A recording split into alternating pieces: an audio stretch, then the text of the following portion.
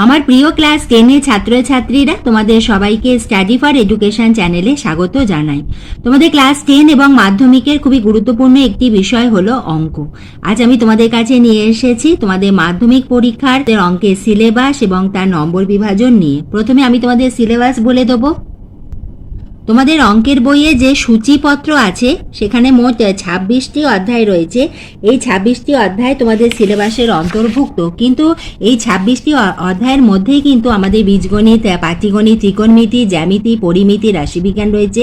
আমি তোমাদের প্রথমে আলাদাভাবে বলে দেবো যে কোন অধ্যায়গুলি তোমাদের বীজগণিতের অন্তর্ভুক্ত, কোনটি ত্রিকোণমিতি, এইভাবে প্রতিটি বিভাগে আমি আলাদাভাবে তোমাদের সিলেবাস বলে দেবো এবং তারপরে আমি মাধ্যমিক 2025-এর অঙ্কের প্রশ্নপত্র দেখিয়ে খুব সহজ বলে দেবো যে কত দাগ নম্বরে কোন অধ্যায় থেকে প্রশ্ন থাকবে, কোথা থেকে প্রশ্ন থাকবে, কয়টি প্রশ্নের উত্তর লিখতে হবে।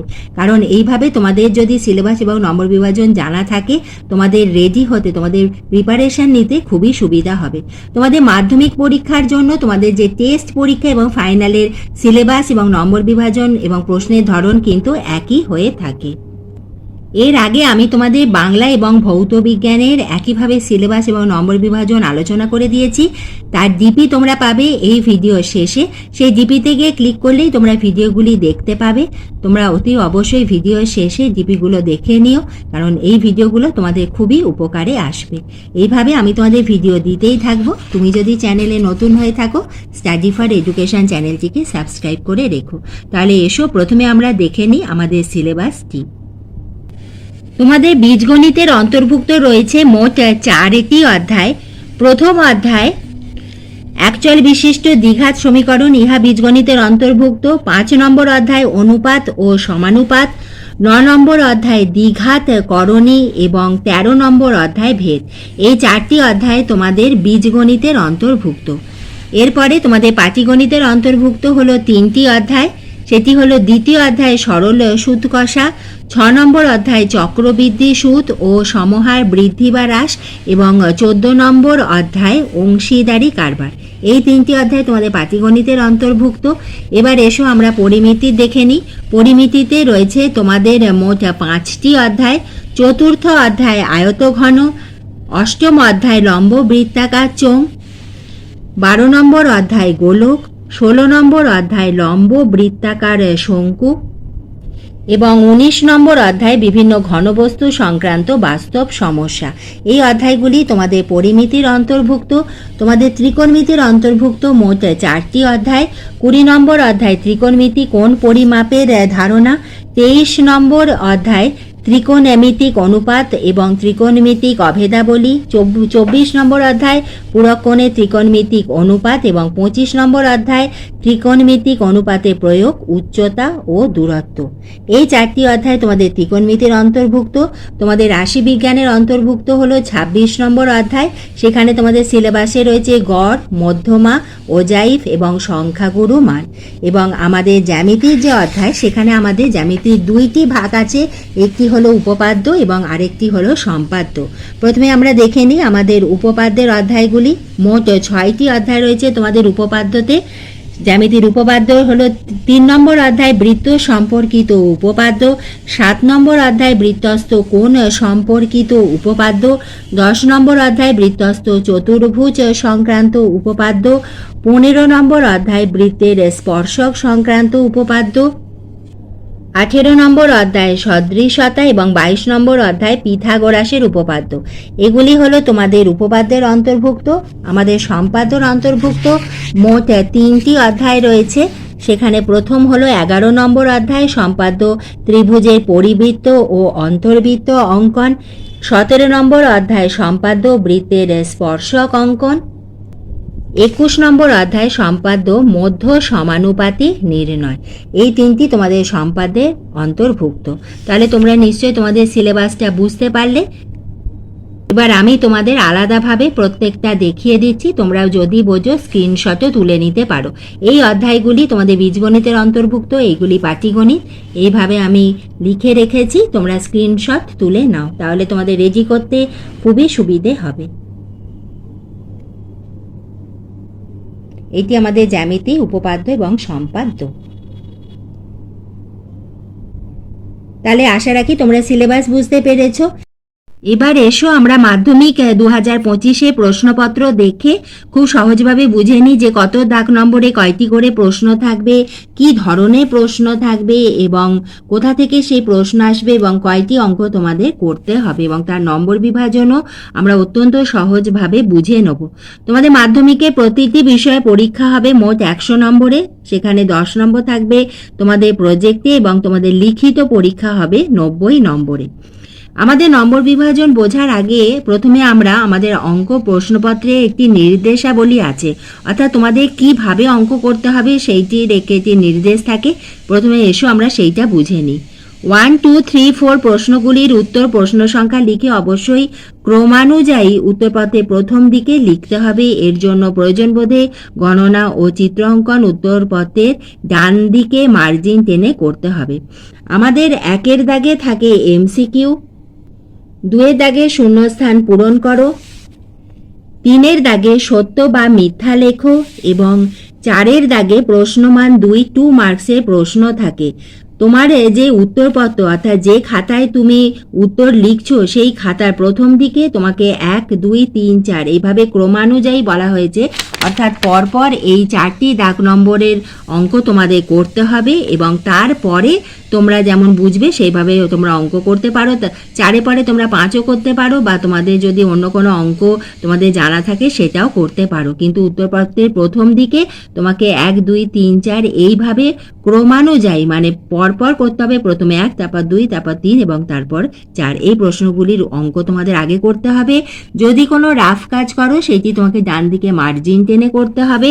এছাড়া তোমাদের পাইয়ের যে আসন্ন মান সেটা 22/7 ধরে তোমাদের অঙ্ক করতে হবে এবং তোমাদের পাটিগণিতের অঙ্ক যদি বীজগাণিতিক পদ্ধতিতে করো তাহলেও তোমরা ফুল মার্কস পাবে। এবার এসো আমরা প্রশ্নের ধরন এবং নম্বর বিভাজন খুব সহজভাবে বুঝে নিই। 1-এর দাগে থাকবে নিম্নলিখিত প্রশ্নগুলির প্রতিটি ক্ষেত্রে সঠিক উত্তরটি নির্বাচন করো। এটা হলো তোমাদের এমসিকিউ। এখানে মোট 6টি এমসিকিউ থাকবে, প্রতিটি 1 নম্বর করে, মোট 6 মার্কস। এইভাবে রোমান হরফে 1, 2 এইভাবে তোমাদের প্রশ্ন থাকবে, মোট 6টি। এখানে আমাদের 6টি প্রশ্ন কোথা থেকে থাকবে? আমাদের যে বিভিন্ন ভাগগুলি রয়েছে বীজগণিত, পাটিগণিত, পরিমিতি, ত্রিকোণমিতি, জ্যামিতি এবং রাশি বিজ্ঞান, এই যে আমাদের 6টি ভাগ রয়েছে, প্রতিটি ভাগের অন্তর্ভুক্ত যে অধ্যায়গুলি রয়েছে তার মধ্যে যে কোনো একটি অধ্যায় থেকে তোমাদের প্রশ্ন থাকবে। যেমন বীজগণিতের যে 4টি অধ্যায় আছে তার মধ্যে যে কোনো একটি অধ্যায় থেকে প্রশ্ন থাকবে, পাটিগণিতের 3টি অধ্যায়ের মধ্যে যে কোনো একটি অধ্যায় থেকে প্রশ্ন থাকবে। এইভাবে প্রতিটি ভাগ থেকেই একটি করে প্রশ্ন থাকবে এবং জ্যামিতি সাধারণত আমাদের উপপাদ্যের যে অধ্যায়গুলি আছে সেখান থেকেই আমাদের প্রশ্ন এসে থাকে।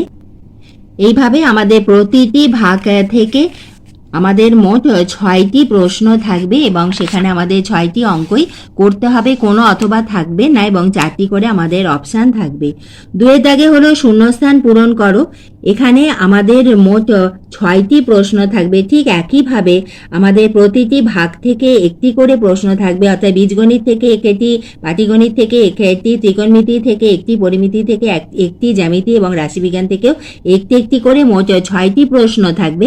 আমাদের শূন্যস্থান পূরণে কিন্তু যে কোনো 5টি করতে হবে, প্রতিটি 1 নম্বর করে, মোট 5 মার্কস।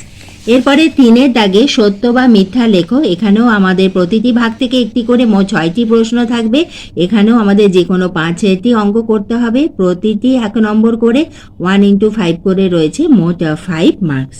4-এর দাগে থাকবে নিম্নলিখিত প্রশ্নগুলির উত্তর দাও। সেখানে আমাদের মোট 12টি অঙ্ক থাকবে, তার মধ্যে তোমাদের যে কোনো 10টি অঙ্ক করতে হবে, প্রতিটি 2 নম্বর করে। এটি হলো 2 মার্কসের, 2 × 10 করে তোমাদের থাকবে মোট 20 মার্কস, 20 মার্কস। এখানে আমাদের কোথা থেকে এই 12টি অঙ্ক থাকবে এসো আমরা দেখে নিই।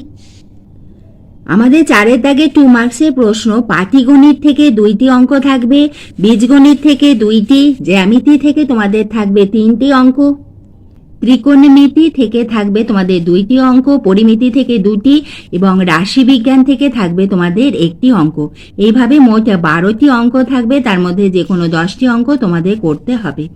এরপরে 5-এর দাগে আমাদের 2টি অঙ্ক থাকবে তোমাদের পাটিগণিতের অধ্যায়গুলি থেকে, এবং তার মধ্যে আমাদের যে কোনো একটি প্রশ্নের উত্তর তোমাদের করতে হবে, এবং সেখানে রয়েছে আমাদের 5 নম্বর, অর্থাৎ 5-এর দাগের আমাদের অঙ্ক থাকছে পাটিগণিত থেকে। এরপরে 6-এর দাগে আমাদের 6-এর দাগে থাকবে বীজগণিত থেকে অঙ্ক। তোমাদের প্রথম অধ্যায় একচল বিশিষ্ট দ্বিঘাত সমীকরণ, সেখান থেকে তোমাদের অঙ্ক থাকবে 6-এর দাগেতে। সেখানে আমাদের 2টি অঙ্ক থাকবে, একটি থাকবে প্রশ্নের অঙ্ক এবং আরেকটি সমাধান করো। এই 2টির মধ্যে তোমাদের যে কোনো একটি প্রশ্নের উত্তর দিতে হবে, সেখানে রয়েছে আমাদের 3 মার্কস। এরপরে 7-এর দাগে আমাদের 2টি অঙ্ক থাকবে। 7-এর দাগে আমাদের অঙ্ক থাকবে বীজগণিত থেকে, একটি অঙ্ক থাকবে তোমাদের ভেদ থেকে এবং আরেকটি অঙ্ক থাকবে দ্বিঘাত করণী থেকে, এবং এই 2টি অঙ্কের মধ্যে যে কোনো একটি প্রশ্নের উত্তর তোমাদের দিতে হবে, সেখানে রয়েছে আমাদের 3 মার্কস, 3 নম্বর। 8-এর দাগে আমাদের প্রশ্ন থাকবে তোমাদের যে 5 নম্বর অধ্যায় অনুপাত এবং সমানুপাত থেকে। এখানে আমাদের 2টি অঙ্কই থাকবে অনুপাত এবং সমানুপাত থেকে, তার মধ্যে যে কোনো একটি প্রশ্নের উত্তর তোমাদের দিতে হবে, সেখানে রয়েছে আমাদের 3 মার্কস। অর্থাৎ আমাদের দাগ নম্বর 6, 7, 8 এই 3টি দাগ নম্বরে আমাদের প্রশ্ন থাকবে আমাদের বীজগণিত থেকে। এরপরে 9-এর দাগে আমাদের প্রশ্ন থাকবে আমাদের জ্যামিতির উপপাদ্য থেকে। সেখানে আমাদের 2টি উপপাদ্য থাকবে, তার মধ্যে যে কোনো একটি প্রশ্নের উত্তর তোমাদের দিতে হবে, সেখানে রয়েছে 5 নম্বর, এবং উপপাদ্য তোমাদের বইতে যেভাবে রয়েছে ঠিক সেইভাবে তোমাদের আঁকতে হবে। প্রমাণ প্রদত্ত অঙ্কন ঠিক যেভাবে বইতে রয়েছে সেভাবে যদি তোমরা করো, তোমরা পেয়ে যাবে 5-এ 5। এরপরে আমাদের 10-এর দাগে থাকবে আমাদের জ্যামিতি প্রয়োগ থেকে 2টি অঙ্ক, এবং তার মধ্যে যে কোনো একটি প্রশ্নের উত্তর তোমাদের দিতে হবে, সেখানে রয়েছে আমাদের 3 নম্বর, 3 মার্কস। এবং আমাদের যে জ্যামিতি প্রয়োগ সেইটি সাধারণত এসে থাকে আমাদের জ্যামিতির যে উপপাদ্যের যে অধ্যায়গুলি রয়েছে সেখান থেকে। 11 দাগের যে প্রশ্ন থাকবে সেইটি থাকবে তোমাদের সম্পাদ্য থেকে। 2টি সম্পাদ্য থাকবে, তার মধ্যে যে কোনো একটি প্রশ্নের উত্তর তোমাদের দিতে হবে, সেখানে রয়েছে আমাদের 5 নম্বর। সম্পাদ্যতে তোমাদের অঙ্কন প্রণালী, অর্থাৎ কিভাবে তোমরা আঁকাটা আঁকলে সেইটা লেখার কোনো প্রয়োজন নেই, তোমাদের বইতে যেভাবে আঁকা রয়েছে খুব সুন্দরভাবে দাগ নম্বর দিয়ে তোমরা আঁকাটা আঁকবে। অতি অবশ্যই ABCD সেই নামটা লিখবে, এবং যেটি আঁকতে বলা হয়েছে কি আঁকলে সেইটি একবার তোমরা নিচে অতি অবশ্যই লিখে দিও, তাহলেই তোমরা পাবে 5-এ 5। তোমরা যদি 11-র 1-এরটা করো তাহলে লিখবে 11-র 1, যদি 2-এর করো তাহলে লিখবে 11-র 2। শুধু 11 দাগ নম্বর দিয়ে তোমরা অঙ্ক করো না, শুধু এখানে নয়, প্রতিটি দাগ নম্বরের ক্ষেত্রেই আমি বলছি। 12 দাগ নম্বরে আমাদের অঙ্ক থাকবে ত্রিকোণমিতি থেকে। এখানে মোট 3টি অঙ্ক থাকবে, তার মধ্যে যে কোনো 2টি প্রশ্নের উত্তর তোমাদের দিতে হবে। প্রতিটি 3 নম্বর করে, 3 গুণ 2 করে রয়েছে, মোট 6 নাম্বার। এখানে 6 মার্কস রয়েছে। এবং তোমাদের 13 দাগ নম্বরে অঙ্ক থাকবে তোমাদের 25 নম্বর যে অধ্যায়টি রয়েছে উচ্চতা এবং দূরত্ব, হাইট অ্যান্ড ডিস্টেন্স, সেখান থেকে তোমাদের অঙ্ক থাকবে। এখানে কিন্তু আমাদের 25 নম্বর অধ্যায় থেকে অঙ্ক থাকবে না।